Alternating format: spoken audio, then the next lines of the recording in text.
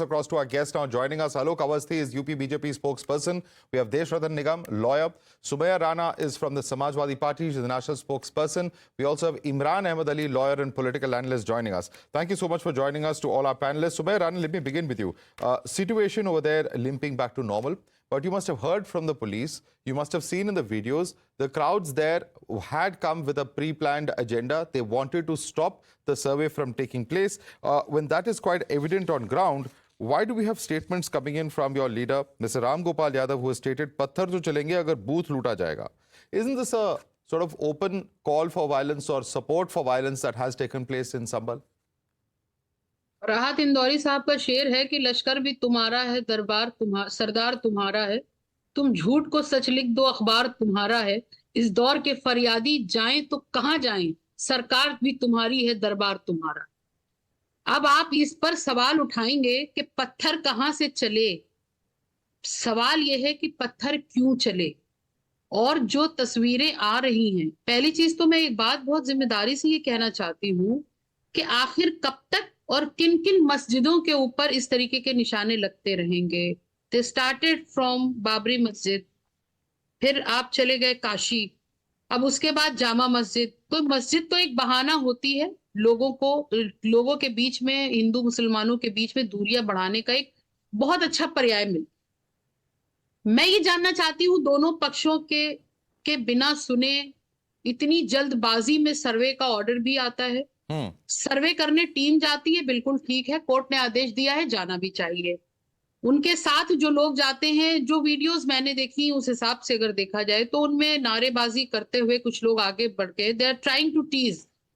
वो जो टीजिंग है वो ही एक मेन पर्याय है सारे दंगे भड़काने Ma'am, even if I take all your arguments, even I accept all your arguments, nothing justifies violence. At the end of the day, नहीं, मैं वायलेंस को बिल्कुल जस्टिफाई नहीं कर रही हूँ। मैम कहीं ना कहीं वायलेंस को अगर जस्टिफाई कि हमें ये एनालाइज करना पड़ेगा कि पत्थर क्यों चले। के लिए कर रही हूँ। Nobody is denying the fact. Please let me complete my nobody is side. denying the fact. One second. Let me just say one thing, that let's not get into this mode of justifying in any way violence, because what I'm asking you is whether it is a responsible statement when Ram Gopal Yadav said पत्थर तो चलेंगे अगर booth लूटा जाएगा। Is that a responsible statement? Yes or no? बिल्कुल मैं आ रही हूँ। मुसलमान इलाकों में इसी बाई इलेक्शन में देखा गया, इससे पहले रामपुर में भी यही नजारा देखा जा चुका है। जब इलेक्शन होता है उसके बाद आप मुसलमान इलाकों में स्पेशली मुस्लिम कम्युनिटी को वोट नहीं डालने देते हैं।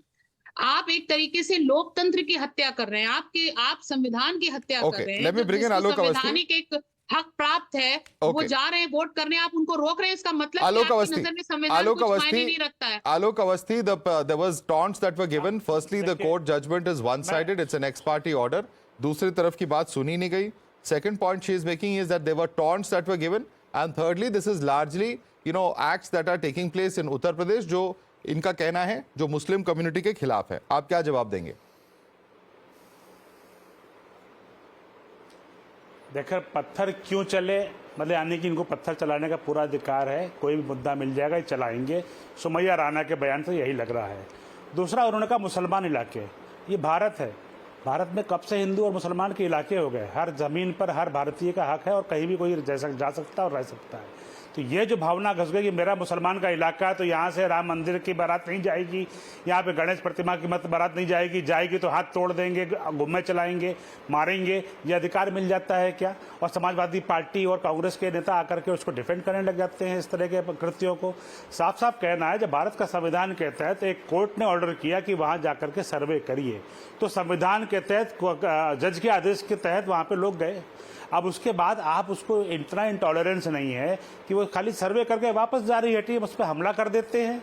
पत्थर कहाँ से इतने सारे छतों पर इकट्ठा हुए, कैसे पेट्रोल भर के शीशियों में लाए गए और कारों को और जो है वहां पर मोटरसाइकिलों को आग लगाई गई, कैसे दो तरफ चलने वाले चाकुओं का इस्तेमाल किया कि जो भीड़ में जाकर के आदमी इधर से उधर खंजर मारे, क्यों 4 से 5 लोगों की मृत्यु हो गई जो पब्लिक बोर्ड से मारे गए, जिसमें कि जो है वहां के तमंचा लिए लोगों ने गोलियां चलाई, पुलिस के अधिकारी घायल हुए, पुलिस के लोगों को गोलियां लगी हैं। पुलिस ने बहुत संयम का काम लिया कि उन्होंने फायरिंग नहीं करी है। अगर अगर फायरिंग हो जाती तो वहां पर सैकड़ों लोग मरते। लेकिन मैं पुलिस को बधाई दूंगा कि उन्होंने संयम का परिचय दिया, खाली लाठीचार्ज और जो है उन्होंने आंसू गैस के गोले छोड़े और रबर बुलेट की फायरिंग करी, जिससे कि लोग को तितर बितर किया जा सके।